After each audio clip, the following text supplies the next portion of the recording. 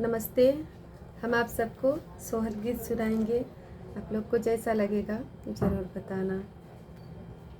पापा हमरो रहले गरीबवा दहे जवानाही, दिहले दहे जवानाही, दिहले नी हो हे सासू कवन हम कैली का सुरवा तू तनवा हमके मरलू में हनवा हमके मरलून हो सासू कवन हम कैली का सुरवा तू तनवा हमके मरलू में हनवा हमके मरलून हो।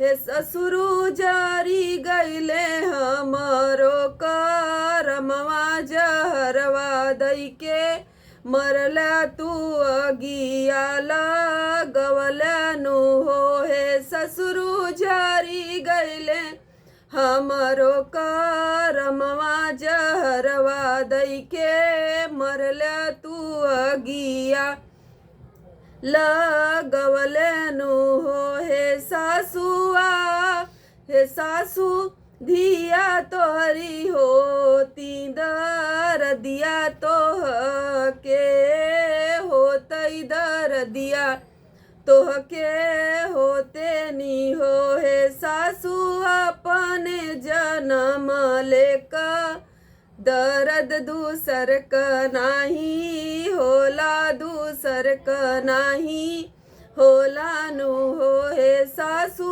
अपने जन्म लेका दर्द दूसर का नाही होला, दूसर का नाही होला नु हो।